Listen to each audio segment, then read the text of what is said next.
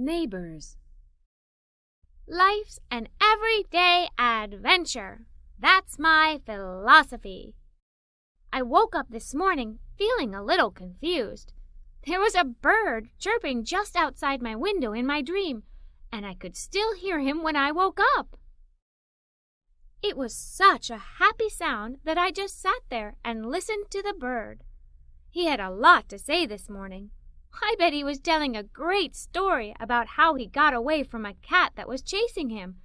Or perhaps he was announcing the weather to all of the other birds. What do birds chirp about anyway? And how did he get into my dream? I finally popped up and went over to my window to check out the bird. It was the bluebird of happiness.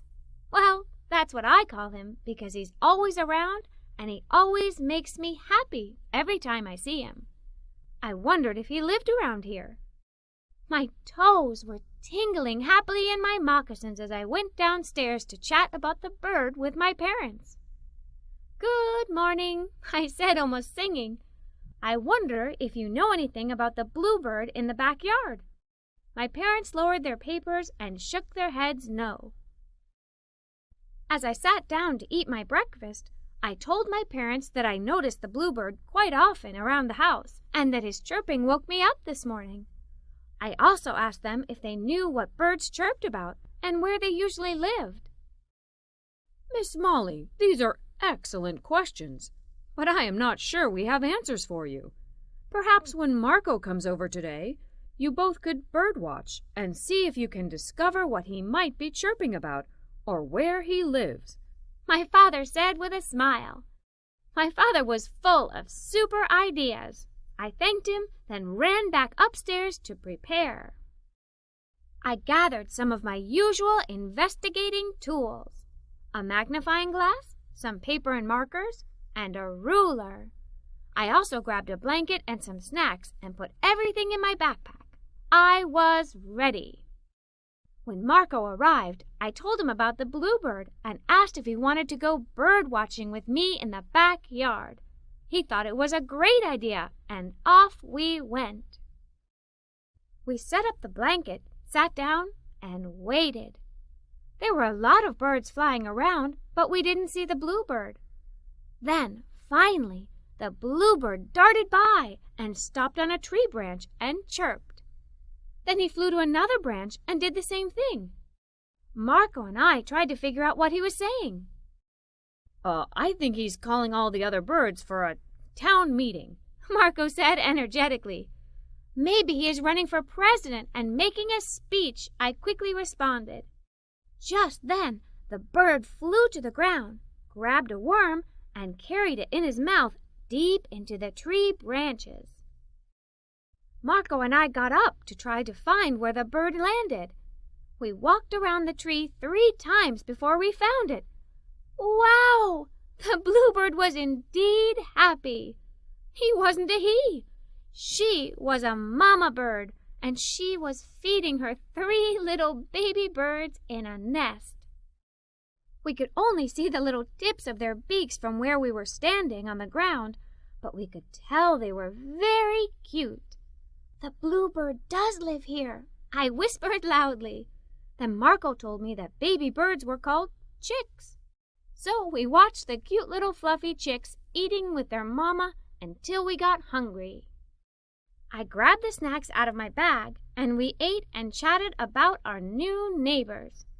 Then suddenly we noticed something. Little crumbs of our snack were being carried off by tiny ants, walking in a straight line right off the blanket. Marco and I looked at each other and laughed. "Maybe we have even more neighbors than we thought," Marco said as we watched the ants take our snack bit by bit. We grabbed the magnifying glass and followed the ants to a little hill. Each ant walked into the hill with a little part of our snack. It was amazing to watch the ants carry so much into the small hole at the top of their anthill. As we were studying the ants, I was distracted by something moving by a bush. I looked up and saw it was a bunny hopping around. "Marco, look, a bunny!" I exclaimed. Marco and I were thrilled.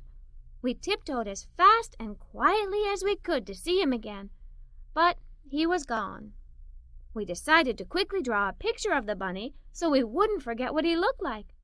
Perhaps he was another neighbor. As we were drawing the bunny, I had an idea. I thought I remembered that rabbits like carrots, so I ran inside to get some, so we could see if we could get the bunny to come back. We each took a carrot and tucked our heads under the bushes to look for the bunny. Yikes! A giant lizard! Marco screamed. I looked at Marco, then at the enormous lizard which had grabbed his carrot. My father heard the noise and came running out. He asked me if I had a stick. I ran to get the ruler from my backpack. Calmly, my father placed the ruler near the lizard, and the lizard walked onto it. Then my father stood up with the great lizard on the ruler and said, "Allow me to introduce you to another neighbor. This is Iggy. He is Charlie Hopkins' iguana. He must have escaped." We all laughed as we took Iggy back to Charlie's house. When I think of my neighbors, I usually think of people. But now I realize we have lots of birds, insects, and other creatures that live in our neighborhood, too. Molly Moccasins, Everyday Adventurer.